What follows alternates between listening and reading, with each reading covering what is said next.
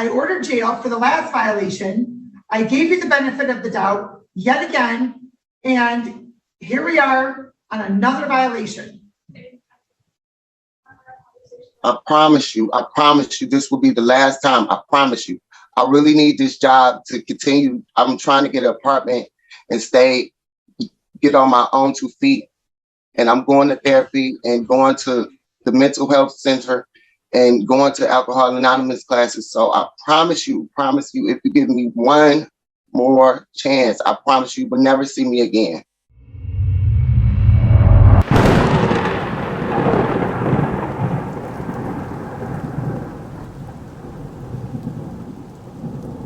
Correct? Correct. And you're choosing to waive that right and represent yourself. Correct. Okay, and you understand that you're here for a jail review and a probation violation, correct? Correct. And you understand that you have jail that's on the table and you could be sentenced to jail. Do you understand that? Correct. And all that, knowing all that, you still want to represent yourself. Correct. Okay, and sir, today's the date for 2 things.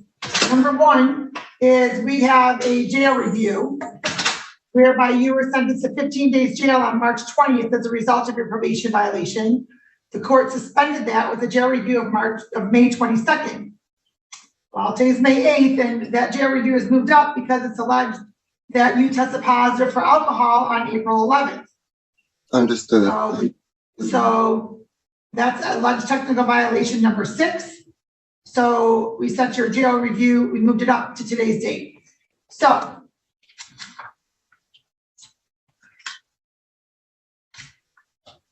please raise your right hand, sir. Do you solemnly swear or affirm the testimony about to give in this matter be the truth, the whole truth, and nothing but the truth? Yes. Okay. All right, let's handle the probation violation first. So, sir, it's alleged that you tested positive for alcohol on April 11th of this year. After that allegation, how do you plead? Guilty. And you've gone over your advice of rights for probation violation purposes, correct? Yes, ma'am. And you understand those rights? Yes, ma'am. You understand that you have the right to have a contested hearing in this matter. By entering into a plea, you will not have that contested hearing. Yes, ma'am. You also understand that, as I've indicated, you do have the right to have an attorney represent you. I understand. And if you cannot afford one, the court will appoint one to represent you. I understand. And you want to continue with representing yourself without counsel. Yes, ma'am. All right. And sir, you understand the possible penalty as a result of your plea today, correct? Yes, jail time. Yes, as well as revocation of probation and 60 days on the alcohol teller. And a $50 probation violation fee. You understand all that? Yes, ma'am. And knowing all that, and the court could deviate from this recommendation, adopt it in full or in part, you still want to continue with your plea. Yes, ma'am. Has anybody promised anything, threatened you, or coerced you in any way for you to enter into a plea? No, ma'am.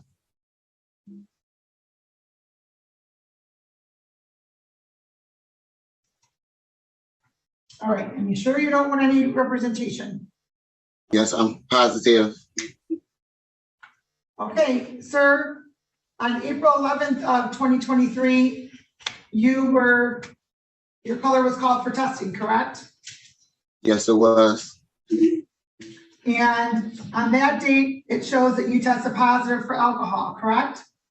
Yes, ma'am. And sir, what is it you had to drink prior to that test? Red wine. When did you drink it? It was probably like the day, that night, and then my color was called the next day. Okay, so the night before, so April 10th? Yes. And how much wine did you drink, sir? I had 3 glasses of wine, maybe 4. All right, the court will adopt the recommendation, or I'm sorry, accept the plea as knowing, voluntary, and factually accurate. Indicate this will be technical violation number 6. As a result of your plea of guilty, the court will indicate probation violation will enter.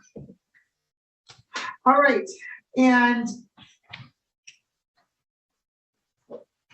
counsel, or sir, what is it you would like the court to know?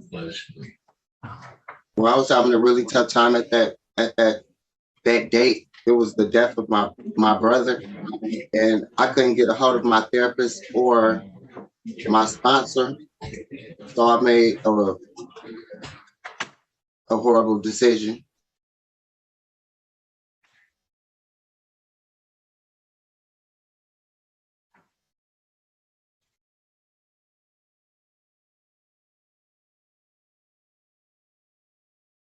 And I'm currently still at Team Wellness, where I have, Alcohol Anonymous, and talking to my therapist, but I couldn't get a hold of, them, and I'm still working, so I really didn't have time to get back to them when they got back to me. So When did your brother pass away, sir? he died on April 10th. And how did he pass away? He got tasered. He got what? Tasered? Yeah, tasered to death. Well, sir, the court does extend its condolences on the loss of your brother. However, sir, you are not to consume alcohol. I understand that you couldn't get a hold of your therapist, you said? My therapist or my sponsor, the person who I talked to about my problems and having problems with alcohol. Well, sir, well, I can understand that you were in a low point with the death of your brother. That is not a reason to consume alcohol. And there have been numerous other occasions where you have violated probation regarding the use of alcohol.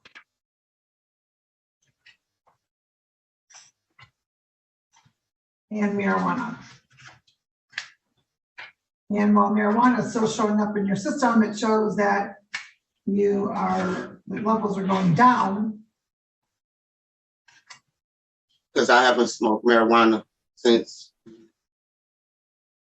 the last violation of smoking marijuana. No, I understand that, sir. I understand that. But you were sentenced October 25th.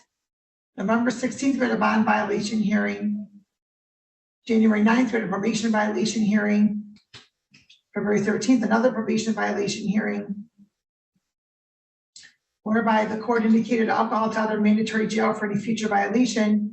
Then March 20th, we had a probation violation, at which point the court indicated 15 days jail, and the court suspended it with the jail review. And then now we're back here May 8th because there was another violation from April 11th.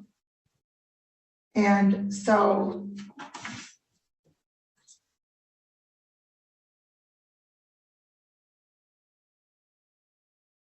And although, can I speak, please? yes, And with dealing with the violations, it has been tragedies like each of those violations that spent me into whatever the violation was.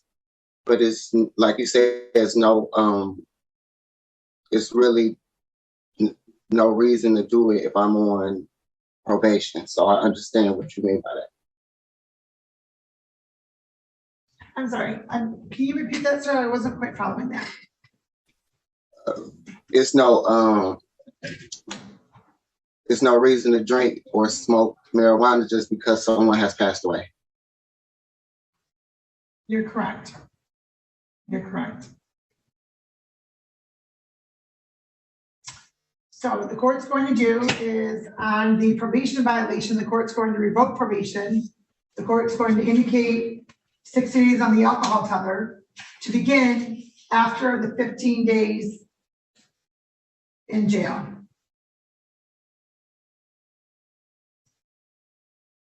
So I have to do 15 days in jail? Yes. I've been working since I've been on probation, and I would probably lose my job. And where is it you're working, sir? I work at Polonus Restaurant, and it's only 5 people that work there, and I'm one of the main people that they need there. Okay, sir, I can understand that, but they're going to have to figure it out for 15 days because you continue to violate the court's orders. The court indicated 15 days jail, suspended. I gave you an opportunity to stay out of jail, and you didn't avail yourself of that opportunity. And on February 13th, the court indicated mandatory jail for any future violation. So I ordered jail for the last violation. I gave you the benefit of the doubt yet again, and here we are on another violation. I promise you, this will be the last time. I promise you. I really need this job to continue. I'm trying to get an apartment and get on my own 2 feet. And I'm going to therapy and going to the mental health center and going to Alcohol Anonymous classes. So I promise you, if you give me one more chance, I promise you will never see me again. Sir, I'm not giving you another chance because that other chance, you may not be here because you're still continuing to consume alcohol. I promise you, I will. I'm working so hard. I understand you're working hard, but this is your 6th violation. Your 6th technical